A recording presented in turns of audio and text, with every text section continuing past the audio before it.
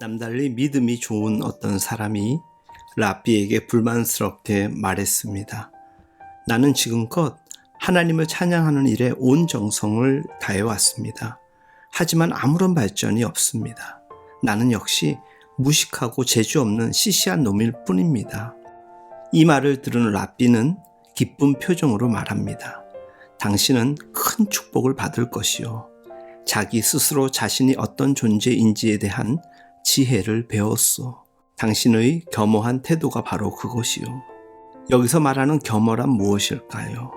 그것은 다름 아닌 자신을 알고 상대방을 인정하는 일입니다. 자기만을 내세우지 않고 상대의 의견과 뜻을 인정하려고 노력하는 태도입니다. 이 이야기는 탈무드가 전해주는 지혜의 말씀입니다. 겸허를 사전에서 찾아보면 종교적인 개념으로서 자기의 무력과 심각한 자각에서 우러나와 신의 의사에 순종하려는 마음으로 겸손과 통하는 마음이라고 정의합니다. 고대 이스라엘의 사울은 처음 왕이 되었을 당시 겸허하고 존경받는 사람이었음을 사무엘상 여러 곳에서 발견하게 됩니다. 하지만 얼마 되지 않은 때에 주제넘는 행동들이 이어집니다.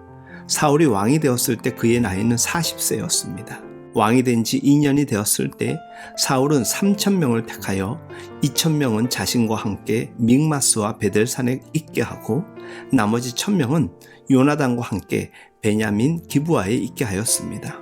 요나단이 게바에 있는 블레셋 수비대를 치는 사건이 일어났습니다. 이 사건으로 블레셋이 이스라엘과 싸우기 위해 수많은 군사들을 모아 쳐들어왔습니다. 블레셋은 병거가 3만, 마병이 6천이나 되었고 백성들은 바닷가의 모래와 같이 많았습니다. 이스라엘에 찾아온 큰 위기였습니다. 백성들은 두려워 떨었고 굴과 수풀과 바위 틈과 은밀한 곳에 숨었습니다. 사울은 왕으로서 백성들을 거느리고 전쟁을 해야만 했습니다. 사울은 백성들을 모아 길갈에 진을 쳤습니다. 전쟁에 앞서 하나님께 제사를 드리려고 사무엘을 기다렸습니다. 그런데 사무엘이 정한 기한 내에 오지 않는 것이었습니다. 백성들의 마음은 점점 더 두려워지고 자꾸만 사울에게서 멀어져 갔습니다. 다급한 사울은 사무엘을 대신하여 제물을 가지고 하나님께 제사를 드렸습니다. 제사 드리기를 마쳤을 때 사무엘이 도착하였고 사무엘은 진노했습니다. 이에 사울은 부득이하여 하나님께 번제를 드릴 수밖에 없었다고 변명을 합니다. 그러나 사무엘은 단호한 어조로 사무엘상 13장 13절에서 말합니다. 왕이 망령되이 행하였도다.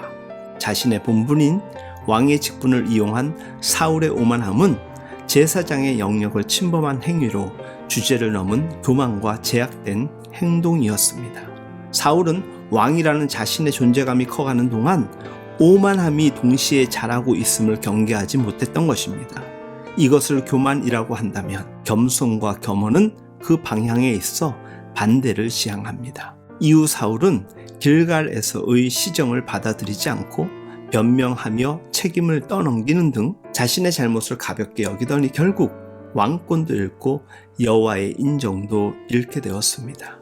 출발은 좋았으나 비참한 최후의 1인이 된 사람, 사울에 대한 이야기였습니다. 오늘날 많은 사람들이 자기를 드러내는데 급급해서 겸허하지 않습니다. 성경은 겸허를 주제넘음과 대조합니다. 현명하게도 다윗은 자신이 주제넘은 행동을 하지 않게 막아달라고 여호와께 간청하는 고백을 시편 19편에 올렸습니다. 주제넘은 행동이란 자신에게 고난이 없으면서도 성급하거나 예의 없게 어떤 행동을 하는 것을 가리킵니다. 사울 왕으로 비롯되는 우리 사람이란 존재는 주제 파악을 하지 못해 처신을 잘못할 때가 참 많습니다. 우리 사람의 겸허하지 못한 주제 넘는 행동은 결국 타인에게는 피해를, 주권자이신 여호와께서 마땅히 받으셔야 할 영광을 그분에게 돌리지 못하게 하는 데까지 이르게 합니다. 성경에서 겸손은 교만이나 거만함이 없는 상태를 가리키며 자신을 낮추는 정신으로 우리를 일깨워 줍니다. 겸손한 사람은 대개 자신의 능력과 자신이 이룬 일을 정확하게 올바로 평가하고 자신이 저지른 실수를 인정하며 타인의 제안이나 새로운 생각을 기꺼이 받아들입니다. 그런 의미에서 겸손은 여호와께서 매우 기뻐하시는 성품 중의 성품입니다. 그와 비슷하게 성경에서 요구하는 중요한 성품이 바로 겸허입니다. 겸허는 올바로 자신을 평가하고 자신의 한계를 아는 것을 의미합니다.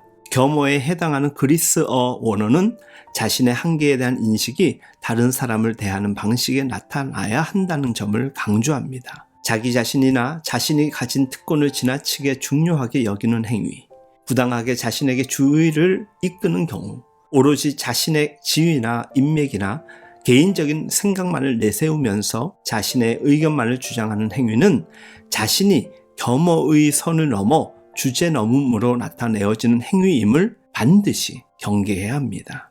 오늘 같은 시대에는 과도한 욕망에 사로잡혀 야심이나 시기심, 제어하지 못하는 분노 때문에 주제넘은 행동을 저지르는 사람들이 많이 나타납니다. 구약의 인물 가운데는 압살롬, 우시야, 느부갓네살과 같은 이들이 그와 같은 육체의 일에 굴복해서 주제넘게 행동하다가 하나님의 낮추심을 당하게 됩니다. 믿음은 하나님과 우리 사람과의 관계에 대한 질서입니다. 하나님을 바르게 믿으며 신앙의 성숙을 이뤄가는 이들은 자신의 서야 할 곳과 해야 할 일을 정확히 분별하게 되는 능력을 하늘로부터 공급받아 사는 이들입니다. 이런 겸허한 그리스도인들은 여호와 하나님의 과분한 친절과 사랑 앞에서도 절제와 성찰을 통해 겸손과 겸허로 반응하며 살아갑니다. 우리 시대에 믿음이 좋다는 사람들이 삶의 자리에서 치욕스럽게 넘어지는 일은 이와 같은 겸손과 겸허의 마음을 겸비하지 못했기 때문입니다. 성경의 기드온은 겸허하게 행동하는 면에서 훌륭한 본이 된 사람입니다. 여호와의 천사가 처음으로 기드온에게 나타났을 때 그는 자신이 보잘것없는 집안 출신이며 자격이 부족하다는 것을 서슴없이 인정합니다. 여호와께서 주신 임명을 받아들인 뒤에는 자신이 어떤 일을 해야 하는지 명확히 이해하려고 노력했고 여호와의 인도를 구했습니다. 기드온은 담대하고 용감한 사람이었지만 신중하고 슬기롭게 행동했던 사람입니다. 그는 자신의 임명을 이용해 탁월해지려고 하지 않았을 뿐더러 오히려 자신이 맡은 임무를 마치자마자 기꺼이 이전의 위치로 돌아가게 됩니다. 겸허한 자는 은혜와 특권마저 욕심내지 않습니다. 도리어 은혜와 특권마저 거룩한 부담감으로 절제하는 사람입니다. 우리는 불안정한 발걸음으로 살아가는 연약한 자들이기에 여호와의 흔들림 없는 인도에 맞춰 삶을 조율받아야 하며 그분의 인도하시는 음성에 늘 귀를 기울이며 민감하게 반응해야 합니다. 우스갯소리로 국어를 배웠으면 주제를 알고 산수를 배웠으면 분수를 알라는 이야기가 있죠. 우리 신앙인이 믿음을 품고 고백하는 사람이라면 하나님 앞에 우리가 어떤 존재인 줄 알기에 주제넘는 짓 하지 않고 겸허해야 합니다. 어제는 겸손에 대해, 오늘은 겸허에 대해 아둘람 모닝 메시지를 나누게 됩니다. 오늘도 삶의 다양한 모습 가운데 하나님의 지혜를 얻어 교만이 아닌 겸허한 삶을 살아가는 우리 모두의 삶이 되기를 예수님의 이름으로 힘껏 응원합니다.